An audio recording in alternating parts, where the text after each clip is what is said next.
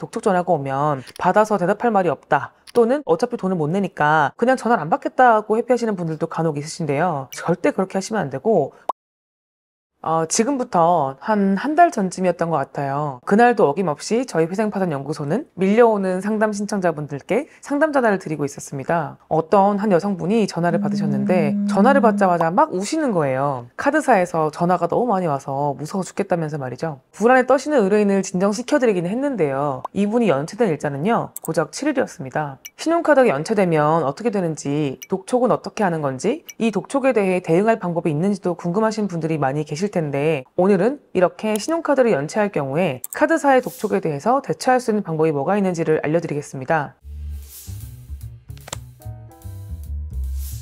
먼저 신용카드가 연체되면 어떻게 되는지를 제가 1일차부터 90일까지 상세히 설명드린 영상이 있으니까요. 관심이 있으신 분들은 일단 한번 그 영상도 찾아보시면 좋을 것 같고요. 신용카드 대금을 5영업일, 그러니까 주말이나 공휴일을 제외하고 5일 이내 연체를 한 경우에는 부담될 정도로 높은 강도의 독촉이 오진 않습니다. 처음에는 어느 정도의 금액이 미납되어 있으니 언제까지 입금해라 라는 정도로 간단한 독촉 문자가 오게 되는데요. 사실 여러분들이 알고 계신 내 돈 갚아 뭐 이런 방식의 조금 과격한 독촉은 아니고요. 거의 미납금이 얼마냐라는 거에 대한 안내 문자라고 보시면 될 것 같습니다. 만약에 연체가 된 사람이 깜빡하고 카드값이 나가는 통장에 돈을 안 채워두었다면 돈을 채워두면 되니까 별일이 아닐 거예요. 그런데 당장 갑자기 큰 돈이 나갈 일이 생겨서 깜빡한 게 아니라 정말 낼 돈이 없어서 이제부터 연체를 시작해야 되는 상황이라면 이 문자 이후에 5영업일 이후에 카드사의 독촉 전화를 좀 받게 되실 겁니다.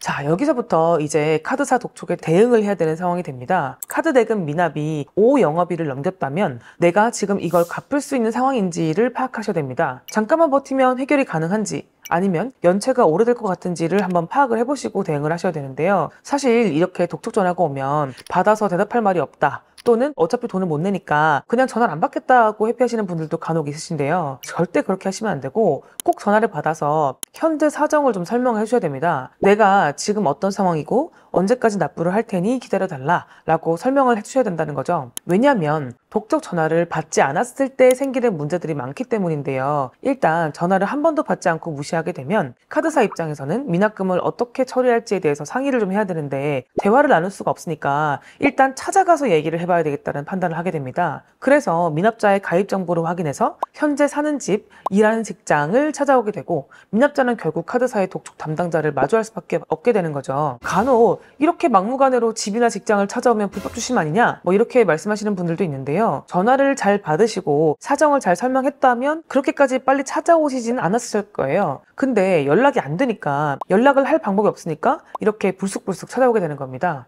연락이 두절되어서 찾아오는 건 전혀 불법 추심이 아니거든요.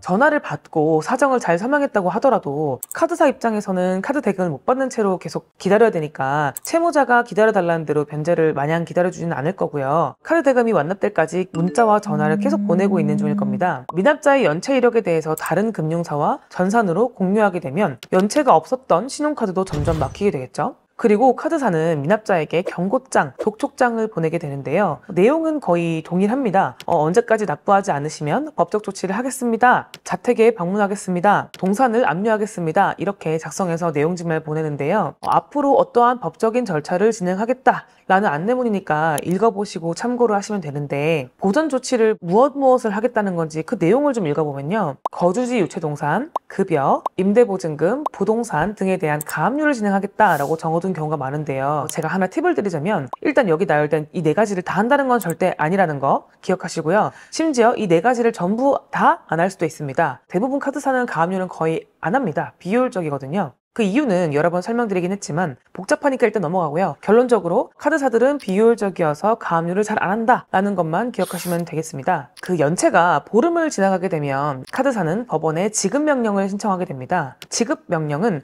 채권자가 법원을 통해 받을 수 있는 가장 빠르고 간편한 집행권한인데요. 이 지급명령 결정문이 있어야 카드사가 이제 본격적으로 채무자의 재산을 합법적으로 압류해서 가져올 수 있습니다. 제가 아까 카드사들이 가압류는 잘 안 한다라고 말씀드렸잖아요. 그렇지만 본압류, 즉 압류는 아주 잘합니다. 두 용어가 비슷하다고 헷갈리시면 안 됩니다. 가압류는 소송하기 이전에 한번 묶어두는 절차인데 이걸 잘 안 한다는 거고, 소송을 해서 이겼으면 당연히 재산을 빨리빨리 뺏어야 될 거 아니에요. 이거는 너무 당연하게 빈번하게 잘 한다는 거를 기억하시면 됩니다. 여기서 이 소송, 즉 민사소송에서 가장 간편하게 빠르게 이길 수 있는 방법이 바로 이 지급명령이라는 건데요. 무려 2주간 지급명령을 받은 채무자가 이의하지 않으면 확정되어 버립니다. 그래서 만약 카드값을 미납하신 분이 법원에서 이 지급명령 결정문이라는 걸 받으셨는데 압류를 피하고 싶다, 시간을 좀 벌고 싶다 라고 생각하신다면 절대 확정되기까지 기다리시면 안 되고 꼭 2주 안에 이의신청서를 제출하셔야 됩니다. 이의신청서에서는 구구절절 이의하는 이유를 적으실 필요는 없고요. 채권자의 지급명령에 대해서 이의한다라는 취지로 한 줄만 작성하셔도 돼요. 간단하니까 꼭 작성해서 제출하시고요. 잘 모르겠다라고 생각하시면 저희 네이버 카페에 양식도 올려뒀으니까요. 다운받으셔서 제출하시면 됩니다. 이렇게 이의신청서를 제출하면 지급명령 사건이 확정되지 않고 본안사건,